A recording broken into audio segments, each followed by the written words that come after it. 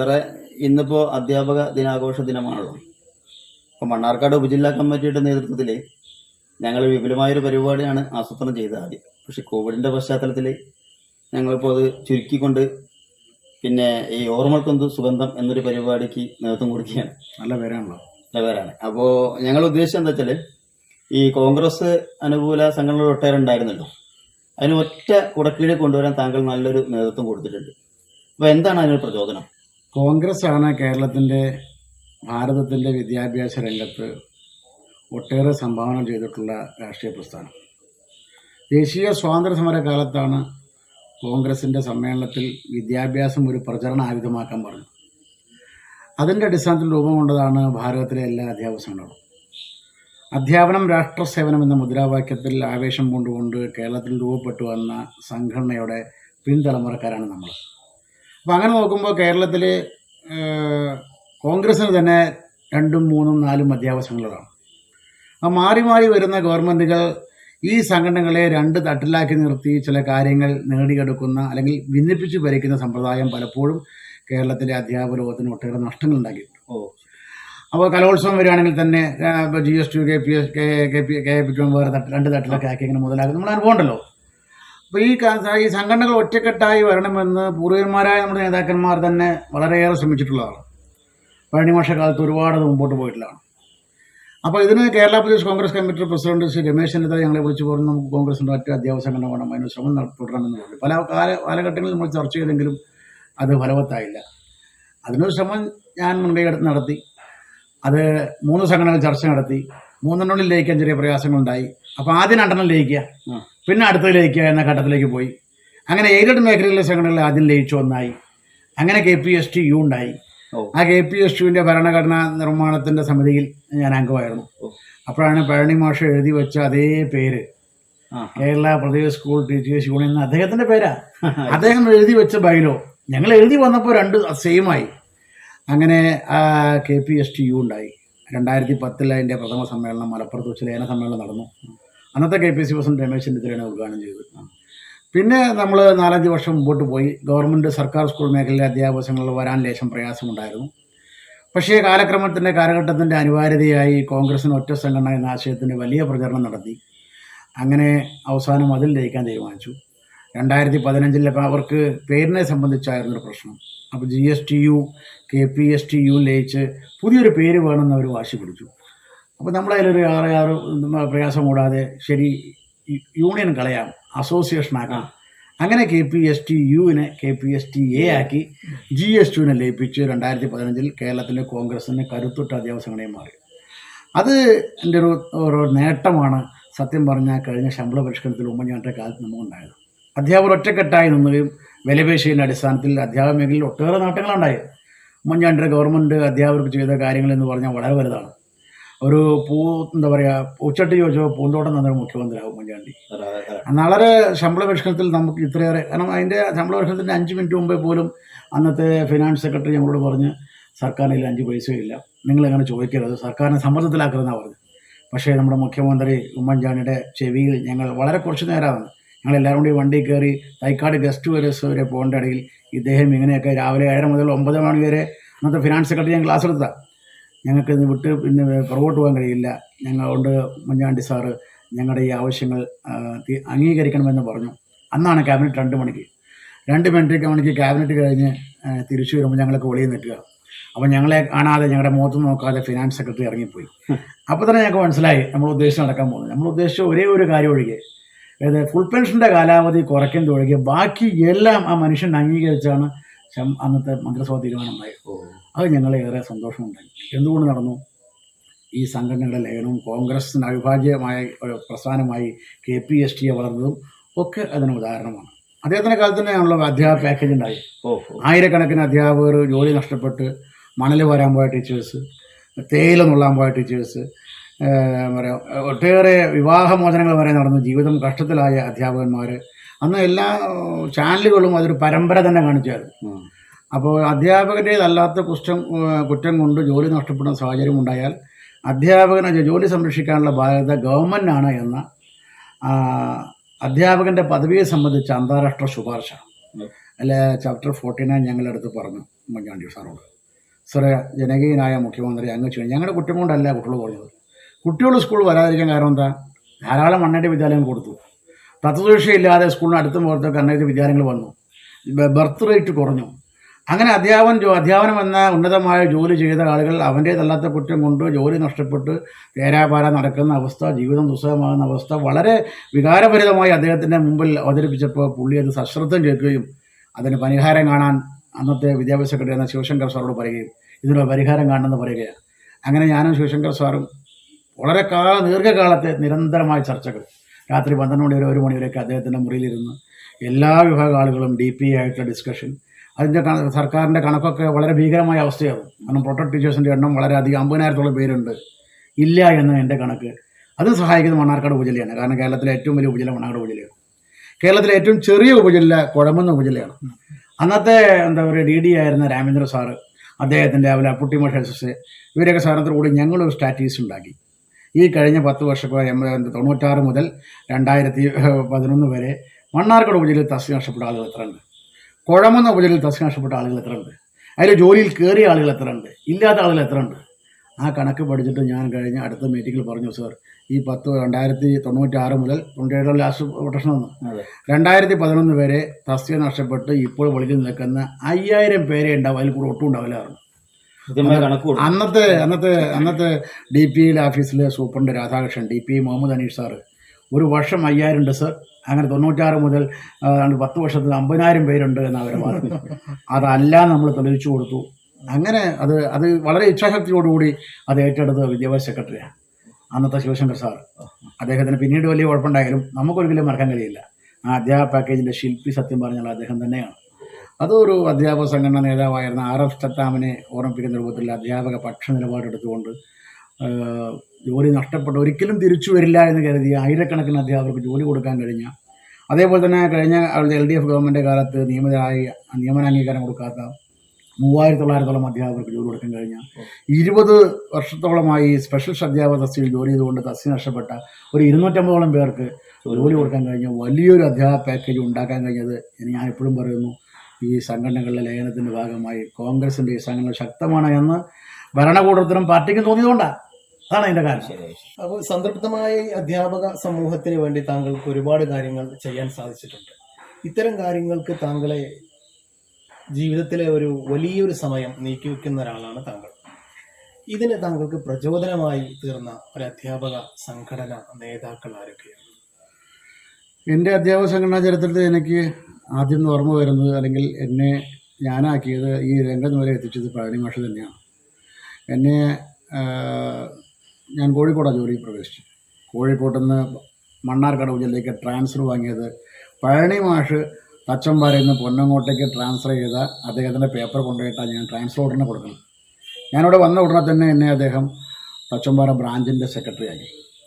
Thachampara ബ്രാഞ്ചിൻ്റെ secretary ആക്കുന്നതോടൊപ്പം തന്നെ അടുത്ത ഘട്ടത്തിൽ ഉപജില്ലാ സെക്രട്ടറിയായി കൊണ്ടുവന്നു. അങ്ങനെ സംഘടനാ പ്രവർത്തന രംഗത്ത് MT കുഞ്ഞിരാമൻ പേര് മാഷയെ പരിചയപ്പെടുത്തുന്നു. ഒരു അറിവിൻ്റെ 6ാം തമ്പുരെന്ന് വിശേഷിപ്പിക്കാവുന്ന MT മാഷ കൂടെയുള്ള സഞ്ചാരം, അദ്ദേഹത്തിൻ്റെ അഗാധമായ പാണ്ഡിത്യം, ഈ രംഗത്തുള്ള അദ്ദേഹത്തിൻ്റെ അറിവ്, അതൊക്കെ എന്നെ ആകർഷിച്ചു. അതേപോലെ തന്നെ അന്നത്തെ KAP2ൻ്റെ ജില്ലാ കമ്മിറ്റികൾ, ഉപജില്ലാ കമ്മിറ്റികളൊക്കെ സർവീസ് ഓർഡറുകളും കാര്യങ്ങളും വായിക്കുകയും അപഗ്രഥിക്കുകയും ഒക്കെ ചെയ്യുന്ന നമുക്ക് വളരെ ആവേശം തോന്നി.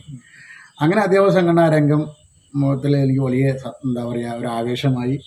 അങ്ങനെ അപ്പോൾ എനിക്കത് എപ്പോഴും ഓർമ്മ വരണം, മഹാത്മാഗാന്ധി പറഞ്ഞൊരു സംഭവമുണ്ട്, ഇപ്പോൾ നമ്മൾ ചെയ്തുകൊണ്ടിരിക്കുന്നത് ചെയ്യാൻ ഉദ്ദേശിക്കുന്നതുമായ ചിന്തകളുടെ അന്തരം മാത്രം മതി ഒരു നാടിനെ മാറ്റിമറിക്കാൻ. അതൊന്ന് പ്രയോഗിച്ച് നോക്കുകയാണ് നമ്മൾ ഉദ്ദേശിക്കാത്ത ഡെവലപ്മെൻറ്റ് അധ്യാപന മേഖല ഉണ്ടാക്കാൻ കഴിഞ്ഞു, പൊതുവിദ്യാഭ്യാസ മേഖല ഉണ്ടാക്കാൻ കഴിഞ്ഞു എന്നുള്ളത് തന്നെയാണ് എൻ്റെ വിശ്വാസം. അതിന് പ്രചോദനമാകാൻ കാരണം നമ്മുടെ ഈ അധ്യാപക സംഘടനയ്ക്കുള്ള ദേശീയ അന്തർദേശീയ ബന്ധങ്ങളുമാണ്. അരപ്പാറ സ്കൂളിലെ ഒരു പ്രൈമറി മാഷായി ജോലി ചെയ്തിരുന്ന എനിക്ക് ലോക അധ്യാപക സമ്മേളനത്തിൽ പങ്കെടുക്കാൻ കഴിഞ്ഞത് ഈ സംഘടനാ പ്രവർത്തനം കൊണ്ടാണല്ലോ.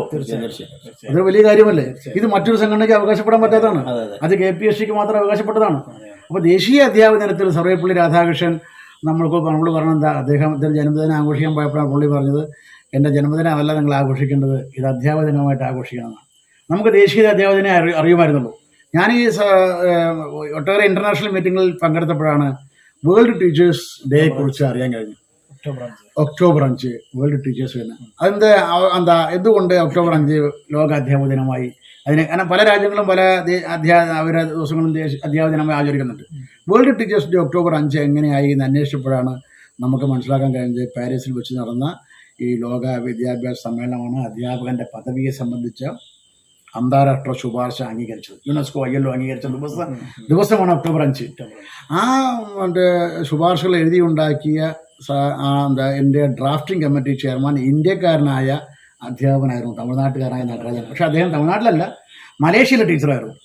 അപ്പോൾ അതിൻ്റെ പൈതൃകം നമുക്കാണ്. അപ്പോൾ അതൊക്കെ വായിക്കുമ്പോഴും അറിയുമ്പോഴും അതൊക്കെ MT മാഷ് വായിൽ നിന്ന് ഇങ്ങനെ കേൾക്കുമ്പോൾ വലിയൊരു ആവേശമാണ്. നമ്മൾ ആരോ ആണെന്ന് തോന്നുകയാണ്.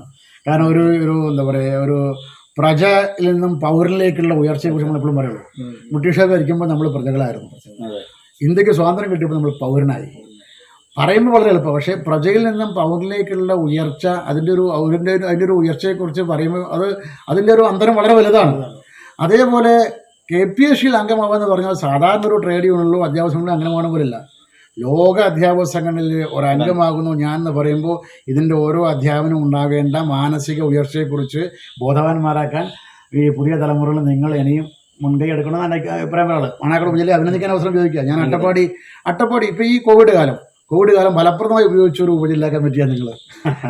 എല്ലാ ബ്രാഞ്ച് കമ്മിറ്റികളും 42 പേര് പങ്കെടുത്ത Google Meet Attappadi branch committee നടന്നു എന്ന് എനിക്ക് മനസ്സിലാക്കാൻ ഞാൻ ഇന്ന് ഒരു യോഗത്തിൽ സംസാരിച്ചു. അതേപോലെ തന്നെ പ്രിയപരമ്പര ടീച്ചേഴ്സ് ഇപ്പോൾ എല്ലാ ബ്രാഞ്ച് കമ്മിറ്റിയും ഗൂഗിൾ മീറ്റിംഗിൽ എങ്ങനെ വീണണം വിഷ്ണുലോകം എന്ന് പറഞ്ഞ് കോവിഡിനെ എങ്ങനെ സംഘടനാപദ്ധതി സാധ്യമാക്കാമെന്ന് മാതൃകാപരമായി കാണിച്ച ഒരു ഉപജില്ലയാണ് മണ്ണാർക്കാട് ഉപജില്ല. 2 ഉപജില്ലകളെ എല്ലാ പ്രസിഡന്റ് സെക്രട്ടറി അഭിനന്ദിക്കാൻ ഈ അവസരം ഞാൻ വിനിയോഗിക്കുകയാണ്. സാർ, ഇപ്പോൾ കേരള പ്രദേശ് കോൺഗ്രസ് കമ്മിറ്റിയുടെ സെക്രട്ടറി ആണല്ലോ ഇപ്പോൾ. അപ്പോൾ വിരമിച്ചതിന് ശേഷം ഇപ്പോൾ രാഷ്ട്രീയ രംഗത്ത് സജീവമാണ്. അപ്പോൾ ഒരു കുടുംബത്തിന് വീട് വെച്ച് കൊടുക്കുക, അങ്ങനെ ഒട്ടേറെ പ്രവർത്തനങ്ങൾ സാമൂഹ്യ പ്രവർത്തനവുമായി ബന്ധപ്പെട്ടുകൊണ്ട് ചെയ്യുന്നുണ്ട്. അപ്പോൾ ഞങ്ങളുടെ അധ്യാപകരായ ആളുകൾക്ക് നിങ്ങളുടെ ഇപ്പോൾ ഉള്ള ഒരു സഹായം എന്താണ് ഇപ്പോൾ നിലവിൽ? അല്ലേ, അധ്യാപനം എന്ന് പറഞ്ഞാൽ അധ്യാപനം ഒരു ട്രേഡല്ല, ഇതൊരു പ്രൊഫഷനാണ്. What is the difference between trade union and profession? അതായത് ജോലിയും പ്രൊഫഷണൽ തമ്മിലുള്ള ഡിഫറൻസ് എന്താണ്?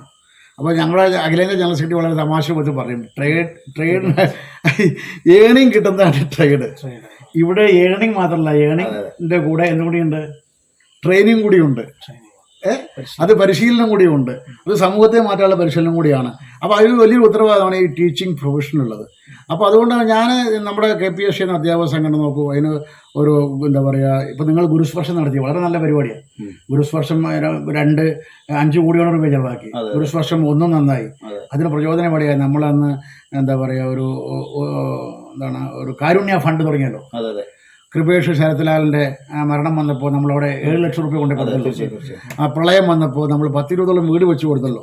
അപ്പോൾ അധ്യാപനം എന്ന് പറയുന്നത് വെറും കേവലമായ സേവന വേതന വ്യവസ്ഥകൾക്ക് വേണ്ടി പ്രവർത്തിക്കുന്ന സംഘടനയല്ല. സാമൂഹ്യ പ്രതിബദ്ധതയുള്ള കേരളത്തിലെ കരുത്തുറ്റ സംഘടനയാണ് KPSC എന്ന് തെളിയിക്കുന്ന നല്ല ഉത്തമമായ പ്രവർത്തനങ്ങളാണ് ഇപ്പോഴും KPSC. ഗുരുസ്പർശം 2 അതിന് വളരെ വളരെ മേന്മ കൂട്ടിയ പരിപാടിയാണ്.